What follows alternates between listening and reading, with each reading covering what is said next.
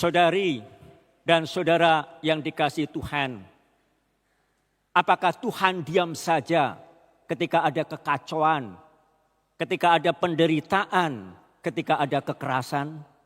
Tuhan tidak pernah diam. 1948 terjadi kekacauan di India, perang. Setelah kemerdekaan India, terjadilah perselisihan antara India dan Pakistan. Dan kita tahu, di mana ada perang, di mana ada kekerasan, di situ ada penderitaan.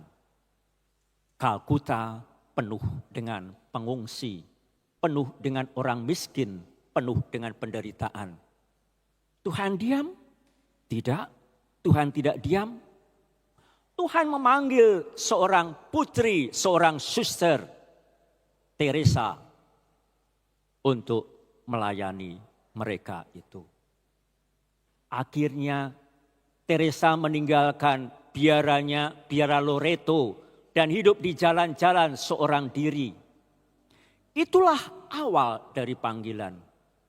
Dan kita melihat dalam sejarah gereja Katolik banyak tokoh-tokoh, banyak orang-orang suci. Di tengah situasi di mana ada pergolakan, di mana ada penderitaan, Tuhan memanggil orang-orangnya.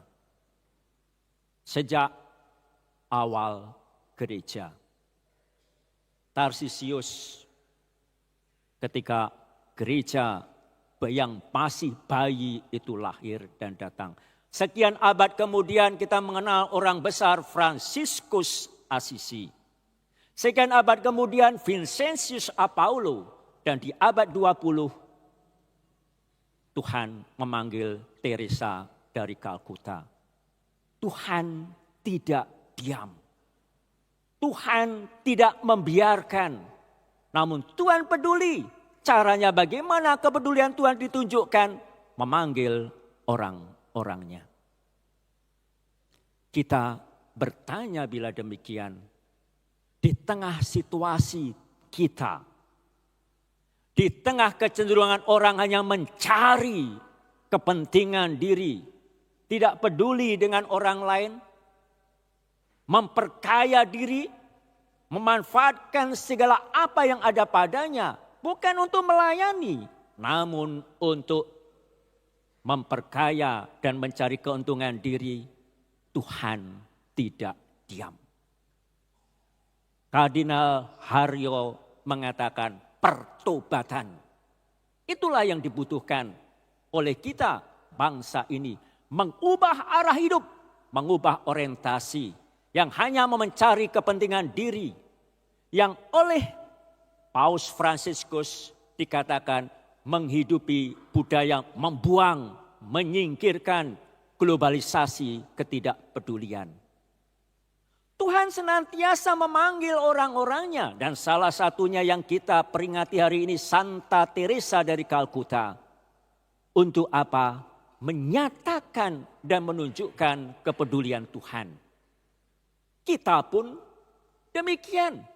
Kita adalah tangan-tangan Tuhan. Santa Teresa dari Avila mengatakan kita adalah tangan Tuhan. Dan dia mendapatkan penampakan Yesus tersalib. Namun tangannya hanya satu terpaku pada salib. Yang satunya mana? Kita inilah tangan Tuhan. Maka menjadi orang Katolik cuek, tidak peduli. Itu bukan panggilan kita. Injil yang kita dengarkan tadi mengatakan demikian. Ingat saudari dan saudara. Injil ini dalam Injil Matius judulnya adalah pengadilan terakhir. Ingat, bila demikian dalam Injil Matius dikatakan besok kelak kalau kita masuk surga, kita mati, dengan inilah Tuhan akan menilai kita. Santo Yohanes dari Salib mengatakan akhirnya kita akan dinilai dan diadili dari mana? Dari sejauh mana kita memiliki kasih. Bukannya mengatakan doa tidak penting. Bukannya mengatakan ekaristi tidak penting. Bukannya mengatakan ikut misa Jumat pertama tidak penting. Tidak, bukannya mengatakan ziarah Porta Santa itu tidak penting. Nah, namun kita akan ditanya, apa buah dari semuanya itu?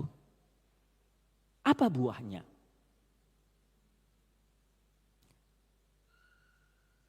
Sebuah mobil di garasi tetaplah mobil. Orang masuk ke gereja, kalau kita tidak mengubah, kita tetap pendosa. Injil Matius mengajarkan kepada kita apa yang kita lakukan. Spiritualitas Ibu Teresa mengatakan, aku haus. Ingat Tuhan yang dipaku pada kayu salib. Ingat Allah yang maha besar, Allah yang maha kuasa, Allah yang mulia. Merendahkan diri, mengosongkan diri. Sama seperti kita dalam segala hal, kecuali dalam hal dosa. Bahkan dalam keadaan sebagai manusia, dia merendahkan dirinya. Sejak awal, bukankah dia mengandung lewat seorang perawan yang miskin sederhana dari Nazaret, Maria namanya? Bukankah dia lahir, sejak lahir sudah ditolak sehingga harus melahirkan di kandang? Bukankah sebagai bayi dia harus mengungsi ke Mesir? Sejak awal Yesus sudah mengalami salib, penolakan, penyangkalan. Siapa yang menolak, siapa menyangkal? Dalam bahasa Injil Matius, kambing-kambing itu. Dan sampai akhir Tuhan mengatakan, aku haus. Allah yang begitu besar, Allah yang begitu kuasa, Allah yang begitu mulia, merendahkan diri, mengosongkan diri, menjadi tidak berdaya. Hari Rabu kemarin, tanggal 3 September, Paus Leo ke-14 di dalam katekesenya memakai tema ini, aku haus. Tuhan yang maha besar, Tuhan yang bisa melakukan segala-galanya, membiarkan diri tidak berdaya dan memohon kepada kita. Apa yang dimohonkan? Memohonkan agar kita memuaskan dahaganya. Dahaga akan apa? Dahaga akan cinta. Paus Fransiskus di dalam ensiklik terakhirnya, dan ensiklik itu dikatakan rangkuman dari segala pengajaran Paus Fransiskus di Lexit Nos tentang hati kudus Yesus, sebagaimana kita sekarang berdevosi kepada hati Yesus di dalam Jumat pertama ini mengatakan apa Paus Fransiskus? Dunia kehilangan cinta. Cinta hilang. Yang ada apa? Ketidakpedulian. Yang ada apa? Keberpusatan diri. Yang ada apa? Yang ada adalah cinta diri, kepentingan diri, kehendak diri. Maka di tengah dunia yang langka akan cinta ini, apa yang dibutuhkan? Tidak lain dan tidak bukan, yang dibutuhkan adalah kasih. Kepada siapa dan dari mana kita belajar tentang kasih itu? Tidak lain dan tidak bukan pada Yesus. Peristiwa pada momen apa? Dia yang membiarkan diri, lambungnya ditikam oleh tombak. Yesus yang membiarkan diri terluka. Cinta baru sejati kalau berani terluka. Tidak ada kasih yang lebih besar daripada kasih seorang yang menyerahkan nyawanya untuk sahabat-sahabatnya. Demikian dikatakan Injil Yohanes. Yesus yang membiarkan diri terluka dan Yesus yang membiarkan diri memohon, aku haus. Siapakah kita ini? Paus Leo melanjutkan katekesenya. Jangan-jangan kita adalah orang yang merasa diri hebat. Merasa diri bisa segala-galanya. Akibatnya apa? Sombong. Akibatnya apa? Merasa puas diri, berkecukupan. Kita lupa, kita itu lemah, kita itu rapuh. Di hadapan Tuhan, siapakah kita ini? Ketika terpilih sebagai paus, Kardinal Prevost, paus kita mengatakan apa? Saya gemetar. Merasa diri tak berdaya dan tidak mampu untuk memenuhi panggilan ini. Namun kehendak Tuhan itu yang terjadi. Bagaikan bejana tanah liat, bejana yang rapuh mudah pecah, mudah jatuh. Itulah kita. Maka Paus Benediktus mengatakan Ibu Teresa adalah orang suci di abad media. Di mana segala itu viralkan. Di mana kita seringkali mudah narsis, memuji diri, memandang diri, pusatnya diri. Dan di tengah budaya media ini kita mendapatkan Santa Teresa dari Kalkuta yang hidupnya ditandai dengan kekosongan, kekeringan. Ibu dan bapak, saudari dan saudara, mungkin kita sulit membayangkan Ibu Teresa doanya banyak pengalaman kosong, kering. Bahkan bertanya, di manakah engkau Tuhan?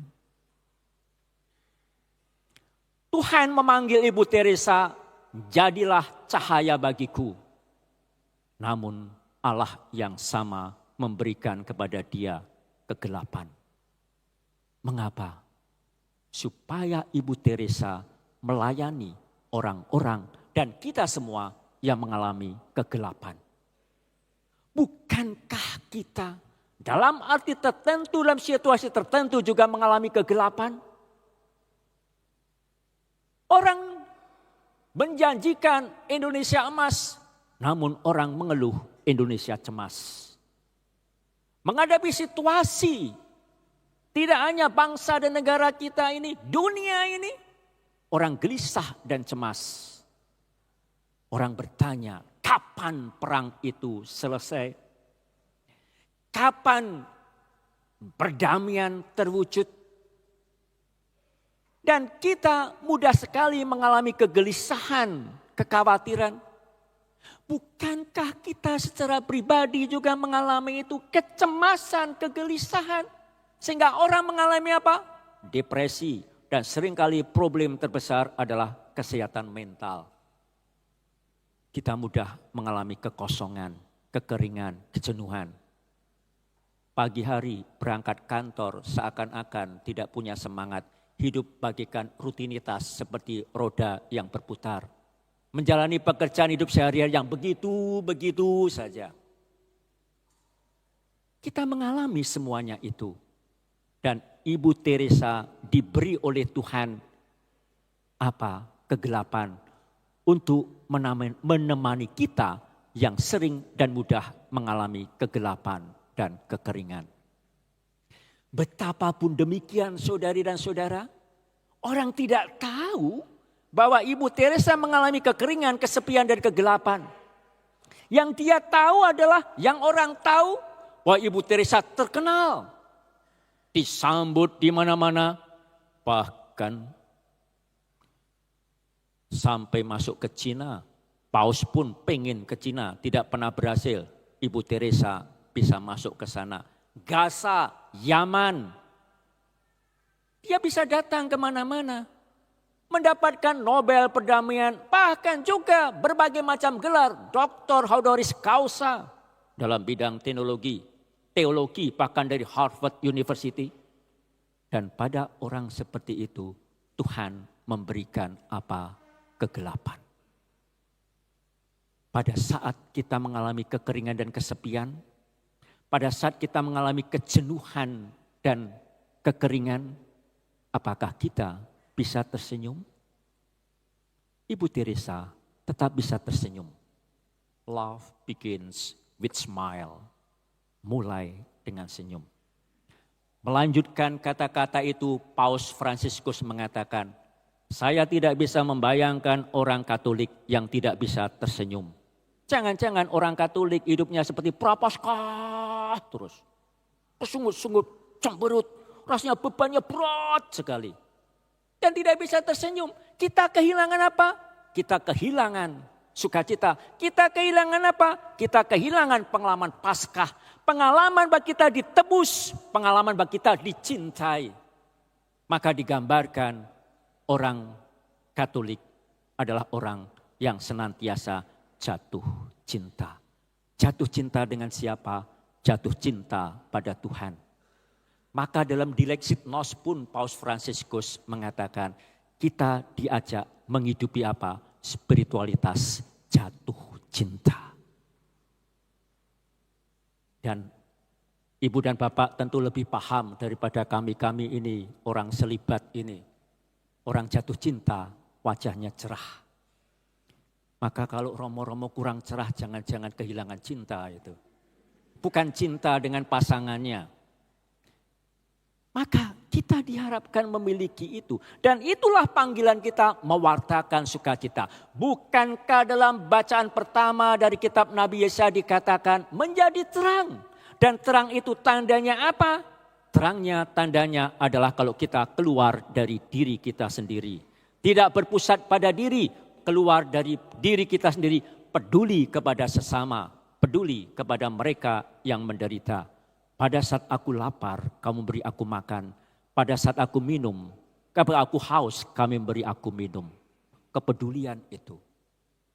Akhirnya Tuhan akan bertanya, apa buah dari doamu? Apa buah dari ekaristimu? Apa buah dari imanmu? Saudari dan saudara, di tengah situasi bangsa dan negara kita, kalau kita hanya berhenti menjadi orang yang mengutuk dan marah, jangan-jangan itu tanda kita kurang beriman. Di tengah semuanya itu, apa yang dibutuhkan supaya kita menjadi tangan Tuhan, kita ulurkan tangan kita. Hati yang mencintai, tangan yang melayani. Maka 1 tahun yang lalu, pada saat Ekaristi di GBK, 5 September, Paus Fransiskus di dalam homilinya mengutip juga 2 kata dari Santa Teresa dari Kalkuta. Kata pertama, kalau kamu tidak punya apa-apa, berikanlah ketiadaan itu. Jangan merasa saya hanya bisa memberi kalau punya. Berikanlah diri kita, senyum kita. Maka Paus mengatakan kalau kamu menjumpai orang, melayani orang, sentuh tangannya, tatap matanya, senyum. Kita menjumpai, jangan salam damai, salam damai, salam damai, cemberut dan marah.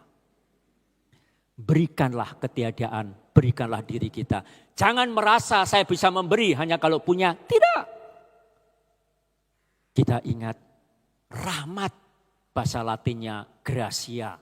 Dan dari kata gratia kita mengenal kata gratis. Orang yang berahmat itu akan murah hati. Ibu dan Bapak, maka orang yang pelit tidak sadar bahwa dia mendapatkan rahmat.